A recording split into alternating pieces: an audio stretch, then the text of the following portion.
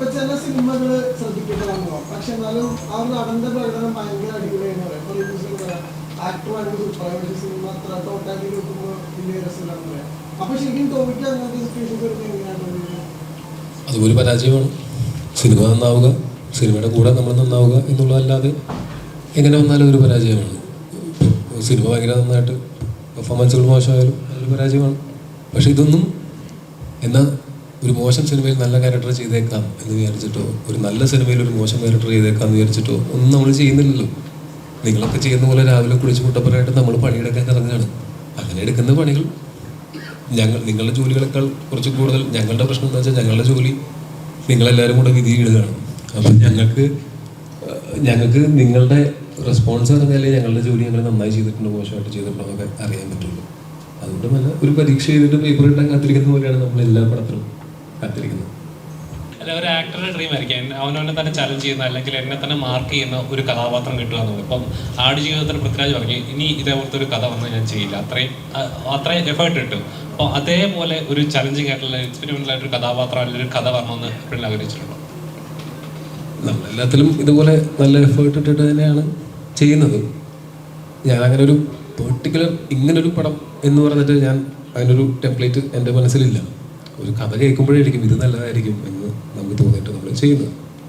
അല്ലാതെ ഏതെങ്കിലും ഒരു ഇന്നതുപോലത്തെ എന്നെ ചലഞ്ച് ചെയ്യുന്ന ക്യാരക്ടേഴ്സാണ് ഞാൻ ചെയ്യുന്നത് മുഴുവൻ. ഞാൻ അത്ര ഒരു ട്രെയിൻഡ് ആയിട്ടുള്ള ഒരാളുമല്ല. ഞാൻ ആഗ്രഹം കൊണ്ട് സിനിമയിൽ വന്ന ആളുമാണ്. എല്ലാ സിനിമയും എല്ലാ ദിവസവും ഷൂട്ടും എനിക്ക് ചലഞ്ചിങ് തന്നെയാണ്.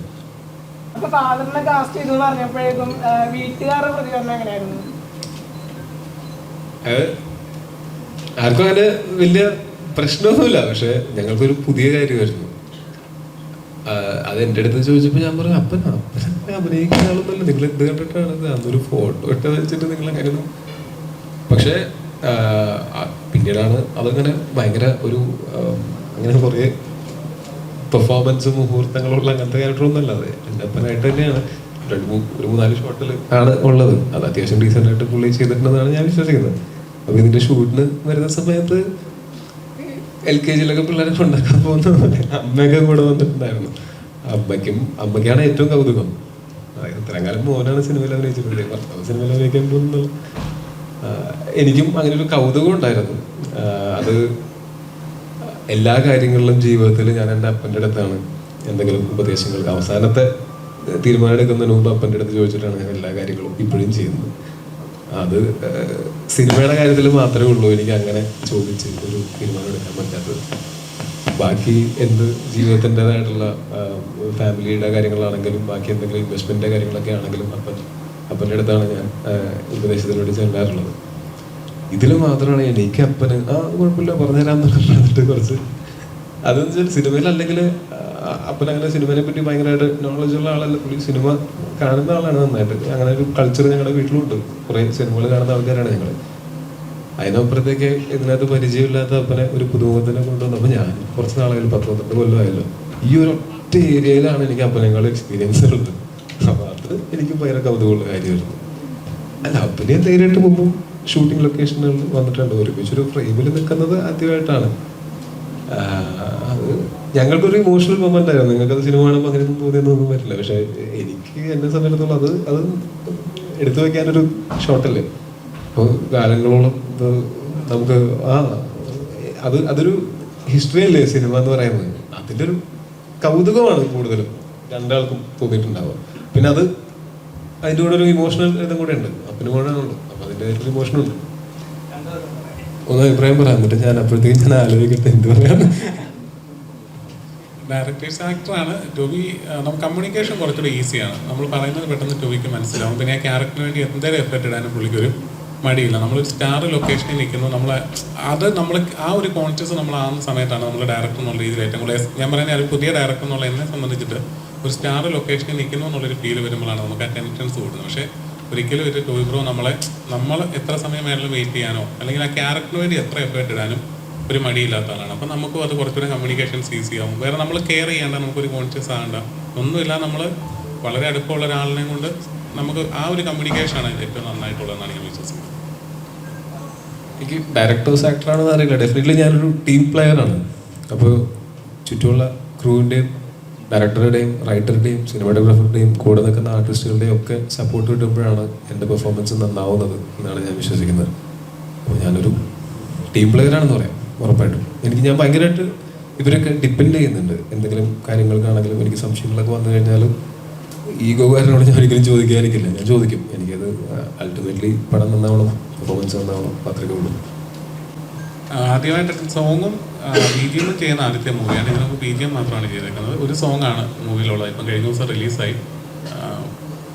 ഇപ്പം അതായത് പുള്ളി ചെന്നൈയിലായിരുന്നു. അപ്പം നമ്മൾ ഈ പടത്തിൽ സന്തോഷ് നാരായണൻ ചെയ്താൽ നന്നാവും എന്നുള്ളത് ജിംസാറിൻ്റെ ഒരു ഓപ്ഷനായിരുന്നു. അവിടെ നിന്ന് നമ്മൾ ആ ഒരു ട്രൈ ചെയ്ത് നോക്കി.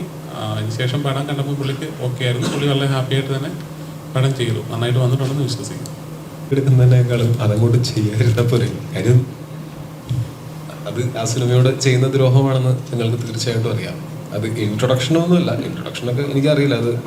പക്ഷെ ഇതിൽ പ്രധാനപ്പെട്ട ഇതിനകത്ത് മർമ്മപ്രധാനമായിട്ടുള്ള സീനുകളൊക്കെ അങ്ങനെ ഷൂട്ട് ചെയ്തിടുന്നത് ചിലപ്പോൾ സിനിമയുടെ ആസ്വാദനത്തിന്, അതായത് അത് ഞങ്ങളോട് ചെയ്യുന്ന ഒരു ദ്രോഹം എന്നുള്ളത് പോലെ തന്നെ ആ സിനിമ കാണാത്ത ബാക്കിയുള്ള പ്രേക്ഷകരോടും ചെയ്യുന്ന ഒരു ദ്രോഹമാണ്.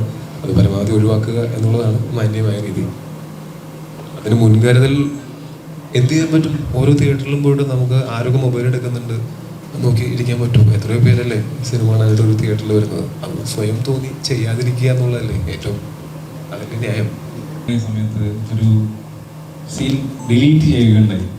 എഴുത്തിൽ ഇത്തരം പൊളിറ്റിക്കലായിട്ടുള്ള കുറെ കാര്യങ്ങൾ ഇനി ശ്രദ്ധിക്കുമോ സിനിമയിൽ? അല്ല, ഒരു സിനിമയുടെ തിരക്കഥ ഒരുപാട് ആളുകൾ വായിച്ച ശേഷം ഒരുപാട് ഫിൽറ്ററിങ്ങിന് ശേഷമാണ് അത് ഷൂട്ട് ചെയ്യുന്നത്. ഷൂട്ട് ചെയ്യുന്നതിന് തൊട്ട് മുമ്പുള്ള മൂമെൻറ്റിൽ പോലും അത്തരം ഡിസ്കഷൻസ് ഉണ്ടാവാറുണ്ട്. ആ സിനിമ ഇറങ്ങിയ ശേഷം ഞാനും എൻ്റെ ഡയറക്ടറും കൂടെ ഇവിടുത്തെ ഏകദേശം മെയിൻ സ്ട്രീം മീഡിയാസ് അടക്കം ഒരു 6-7 മീഡിയാസിലുള്ള ഇൻ്റർവ്യൂസ് കൊടുത്തിരുന്നു. ഇവിടുത്തെ പ്രഗത്ഭരായ മാധ്യമപ്രവർത്തകർ നമ്മളെ ഇൻ്റർവ്യൂ ചെയ്തിട്ടുണ്ടായിരുന്നു. അവരൊക്കെ സിനിമ കണ്ട ശേഷം സിനിമയുടെ ബാക്കിയുള്ള എല്ലാ ഭാഗങ്ങളെയും കുറിച്ചും സംസാരിക്കുകയുണ്ടായി. ആർക്കും അങ്ങനെ ഒരു കാര്യത്തെക്കുറിച്ച് യാതൊരു വിധത്തിലുള്ള ഒരു തോന്നലോ അത്തരമൊരു ആംഗിളിൽ ആ ഡയലോഗിനെയോ സീനിനെയോ കണ്ടിട്ടുമില്ലായിരുന്നു. പെട്ടെന്നാണ് ഇത് കുറച്ച് ആളുകൾക്ക് അത് അഫക്റ്റ് ചെയ്യുന്ന അത്തരമൊരു സാഹചര്യത്തിൽ പെടുത്തിട്ടുള്ള ആളുകൾക്കല്ല അത് മനസ്സിലാവുള്ളൂ. അവർക്ക് അത് അവരുദ്ദേശിക്കുന്ന രീതിയിലാണ് ആ ഡയലോഗിൻ്റെ മീനിങ് അവരത് വ്യാഖ്യാനിച്ചത്. നമ്മളാരും അങ്ങനെ ഉദ്ദേശിച്ചിട്ടില്ല, അങ്ങനെ ആരും ഉദ്ദേശിക്കേണ്ട ആവശ്യവുമില്ല. ഞാൻ പ്രത്യേകിച്ച് അങ്ങനത്തെ ഒരു സാഡിസ്റ്റായിട്ടുള്ള ഒരാളുമല്ല. ഈ സിനിമയുടെ സംവിധായകൻ ഷാജി കൈലാസോ ആ സിനിമയിലെ നായകൻ പൃഥ്വിരാജോ ഒട്ടുമല്ല. അപ്പം പക്ഷേ നമുക്കതിനെക്കുറിച്ച് നമ്മളതല്ല ഉദ്ദേശിച്ചതെന്ന് നമുക്ക് പറയാൻ പറ്റില്ല. ഒരു വിഭാഗത്തിന് അത്തരമൊരു ചിന്ത, അത്തരമൊരു തോന്നൽ ഉണ്ടായിട്ടുണ്ടെങ്കിൽ അത് അവരെ മുറിവേൽപ്പിക്കാതെ 1 മിനിറ്റ് മുമ്പ് 1 മിനിറ്റ് കട്ട് ചെയ്ത് മാറ്റുക എന്നുള്ളതാണ് അതിനകത്ത് മാന്യവും യുക്തവുമായ നടപടി. അത് നമ്മൾ കൃത്യമായിട്ട് ചെയ്യുകയും ചെയ്തു. പിന്നെ ഞാൻ അങ്ങനത്തെ യാതൊരു ഡയലോഗുകളും സെൻസർ ചെയ്തിരുന്ന ഒരാളല്ല. ഈ ഇരിക്കുന്ന ഡാർവിനോ എൻ്റെ അപ്പുറത്തിരിക്കുന്ന ടോബി ബ്രോയോ ഒക്കെ 7-8 തവണ ഈ സ്ക്രിപ്റ്റ് വായിച്ചിട്ടുണ്ടാവും. നാളെ ഞാൻ അടുത്തായിട്ട് ചെയ്യാൻ പോകുന്ന സിനിമയിലെ നായകൻ പൃഥ്വിരാജാണ്. അദ്ദേഹം അടുത്ത ആ സ്ക്രിപ്റ്റ് വായിക്കുമ്പോൾ അവർക്ക് എന്നെ ഓർമ്മിപ്പിക്കുകയും എന്നോട് പറയുകയും ഇത് ഇങ്ങനൊരു പ്രശ്നമുണ്ടല്ലോ എന്ന് പറഞ്ഞ് എനിക്കത് ജെനുവനാണെന്ന് തോന്നിയാൽ ഞാൻ തീർച്ചയായിട്ടും ആ സമയത്ത് തന്നെ മാറ്റും. ഞാൻ എഴുതുന്ന സമയത്തും ബോധപൂർവമായിട്ട് അത്തരം ആരെയും ഒരു കമ്മ്യൂണിറ്റിയോ ഒരു പ്രത്യേക വിഭാഗത്തെയോ ഒക്കെ വേദനിപ്പിച്ചുകൊണ്ട് സ്ക്രിപ്റ്റ് എഴുതാൻ ശ്രമിക്കുന്ന ഒരാളെ അല്ല. അപ്പോൾ അതന്ന് അങ്ങനെ കുറച്ച് ആളുകൾക്ക് അത് വിഷമം ഉണ്ടാക്കി ആ മൊമെൻറ്റിൽ നമ്മളത് കട്ട് ചെയ്ത് കളഞ്ഞു. അത് അവിടെ കഴിഞ്ഞു. എൻ്റെ അടുത്ത എല്ലാ സിനിമകളിലും അത്തരം ഡയലോഗുകൾ ഉണ്ടാകുമെന്നു ഞാനത് ചിന്തിച്ചിരുന്ന സ്ക്രിപ്റ്റ് എഴുതുമെന്നോ ഒന്നും ആരും വിചാരിക്കണ്ട. അത്തരം പേടികളുണ്ടോ? ഇനി എഴുത്തിൽ അത്തരം പേടികളുണ്ടായിരുന്നു? ഞാൻ ഒരു കാര്യം ചോദിക്കട്ടെ. 2 വർഷം മുമ്പ് ഇറങ്ങിയൊരു സിനിമ, ആ സിനിമയിൽ ഇങ്ങനെ മനഃപൂർവ്വമല്ലാതൊരു തെറ്റുണ്ടായി എന്ന് പറഞ്ഞ് ഇവരെല്ലാവരും അത് നിരുപാധികം മാപ്പ് ചോദിക്കുകയും ആ സീൻ നീക്കം ചെയ്യുകയും ചെയ്തിട്ട് എല്ലാവരും മറന്നിടുന്നൊരു കാര്യം ഇവിടെ വീണ്ടും കുത്തിത്തിരിപ്പുണ്ടാക്കി ഓർമ്മിപ്പിച്ചതിൽ ഒരു സുഖം കിട്ടി അല്ലേ? ഒരു കണ്ടന്റ് കിട്ടിയില്ലേ? തെറ്റ് പറഞ്ഞ് എഴുത്തുകാരൻ ഇനി ആ തെറ്റ് ആവർത്തിക്കില്ലെന്ന് എഴുത്തുകാരൻ അല്ല, ഞാൻ അങ്ങനെയാണ് കണ്ടന്റിൽ വാർത്ത വരാം, മറ്റേ ഹെഡ്ലൈൻ അങ്ങനെ വരാം. ഒരു സുഖം കിട്ടിയില്ലേ? കണ്ടപ്പോൾ പ്രതീക്ഷിച്ചിരുന്നു, എന്തായാലും ഞാൻ പുറത്തു വെച്ച് കണ്ടില്ല, ഓർമ്മയുണ്ടെന്ന്. കൊള്ളാം, ഐ അപ്രീഷിയേറ്റ് ഇറ്റ്. ടോവിനോയ്ക്ക് ഇത്തരം പേടിയുണ്ടോ? ഇങ്ങനെ ഇത്തരം സ്ക്രിപ്റ്റുകൾ പ്രതീക്ഷിക്കാത്ത രീതിയിൽ വന്നു കഴിഞ്ഞാൽ? എനിക്ക് അങ്ങനെ ആരെയും പേടിയൊന്നുമില്ല. അപ്പൊ ഇത്തരം പൊളിറ്റിക്കലി ഇൻകറക്റ്റ് ആയിട്ടുള്ള സ്ക്രിപ്റ്റ് ഒക്കെ വന്നാൽ അഭിനയിക്കുന്ന ഒരു ആരെങ്കിലും ആ മുഖത്തേക്കും കൂടെ ഒന്ന് വെക്കാമോ? കാര്യം വെച്ചാൽ എല്ലാവരും ഒരു സൈഡ് മാത്രം കാണുള്ളൂ. വെച്ചില്ലേ, അയാൾ പൊളിറ്റിക്കലി ഇൻകറക്റ്റ് ആയിട്ടുള്ള കാര്യങ്ങൾ ചെയ്യുന്ന ആളാണെന്ന് വിചാരിക്കുക. അപ്പോഴും ഞാൻ പറയണോ ഇത് പൊളിറ്റിക്കലി ഇൻകറക്റ്റ് ആണ്, ഇത് ചെയ്യാൻ പറ്റില്ല എന്നുള്ളത്? പൊളിറ്റിക്കലി ഇൻകറക്റ്റ് ആയിട്ടുള്ള സീനുകളോ ഡയലോഗുകളോ ഉണ്ടാവുന്നതിനേക്കാൾ അങ്ങനെയുള്ള സീനുകളെ ഡയലോഗുകൾ ഈ ഗ്ലോറിഫൈ ചെയ്യുന്നതാണ് തെറ്റ്. പൊളിറ്റിക്കൽ കറക്റ്റ്നെസ്സിനെ പറ്റി കൃത്യമായിട്ട് അറിയുകയാണെങ്കിൽ ഈ ചോദ്യമേ ചോദിക്കേണ്ട കാര്യമില്ല. കുഴപ്പമില്ല. അല്ല, നിങ്ങൾക്ക് കണ്ടന്റ് കിട്ടിയോ, എക്സ്ക്ലൂസീവായോ, ചിൽ. Next question. പുള്ളി ഒന്ന് ട്രാക്ക് മാറ്റാൻ നോക്കിയിട്ട് തിരിച്ചു വന്നുകൊണ്ടിരിക്കുകയാണ്. ഓക്കെ, അല്ല ട്രാക്ക് മാറ്റം എന്ന് പറഞ്ഞാൽ ട്രാക്ക് ഇങ്ങനെ ഇടയ്ക്കിടയ്ക്ക് ഇങ്ങനെ മാറി മാറി പോയിക്കൊണ്ടിരിക്കുകയാണല്ലോ.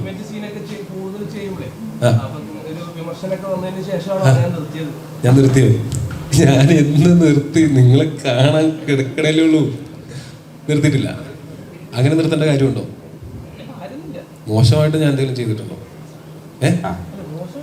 പറയും, മോശമായിട്ട് എന്തെങ്കിലും ചെയ്തിട്ടുണ്ടോ? ഇന്റിമേറ്റ് സീൻ എന്ന് പറഞ്ഞിട്ട് പിന്നെ അത് മാറ്റണം. ആ, അപ്പൊ ഞാനൊരു കഥ വരുമ്പോൾ ഇതും കൂടെ ഉണ്ടെങ്കിൽ ചെയ്യാന്ന് പറയേണ്ട കാര്യമില്ല. അങ്ങനെ ഒരു സിനിമയിൽ സാഹചര്യം വന്നാലല്ലേ ചെയ്യേണ്ട കാര്യമുള്ളൂ. നാളെ തന്നെ വേണം. എടുത്ത് ഞാൻ പറഞ്ഞ ഒരു കഥ കേട്ട് നമുക്കത് ഇഷ്ടപ്പെട്ട് ഒരു സിനിമയായിട്ട് ഒരു പ്രൊജക്റ്റായിട്ടൊക്കെ വന്നു കഴിഞ്ഞിട്ടല്ലേ നമുക്ക് ചെയ്യാൻ പറ്റുള്ളൂ. ആലോചനകളുണ്ട്, തീർച്ചയായിട്ടും ഉണ്ട്. അതായത് ഒരു പ്രേക്ഷകരുടെ 100 രൂപ അല്ലെങ്കിൽ 150 രൂപ കൊടുത്തൊരു ടിക്കറ്റ് എടുത്ത് സിനിമ കാണുമ്പോൾ 2 മണിക്കൂർ 2.5 മണിക്കൂർ സിനിമ കണ്ടിട്ട് ഒരാളോട് പറയുവാണ് കുഴപ്പമില്ല കണ്ടിരിക്കാം എന്ന് പറയുമ്പോൾ കേൾക്കുന്ന ആൾക്ക് തോന്നും ഇതൊരു കണ്ടിരിക്കാന്നാണ് പറഞ്ഞത്, ഒരു OTT വരുമ്പോൾ നോക്കാം എന്നായിരിക്കും ഒരു കേൾക്കുന്ന ഒരു നോർമൽ ഒരു അല്ലെങ്കിൽ ഒരു ഡെയിലി വർക്ക് ചെയ്യുന്ന ഒരാൾ ചിന്തിക്കുന്നത്.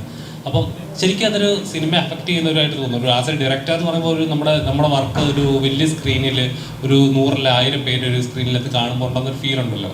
ഒരു ഡയറക്ടർ എന്ന് നോക്കുമ്പോൾ അത് എന്താ പറയുക, അത് OTTs വരുമ്പോൾ അത് നശിക്കപ്പെടുന്ന ബിസിനസ് നടക്കുന്നുണ്ടാവും. ബട്ട് ഒരു ആർട്ട് എന്ന ലെവലിൽ അത് നശിക്കപ്പെടുന്നത് വിശ്വസിക്കുന്നുണ്ടോ?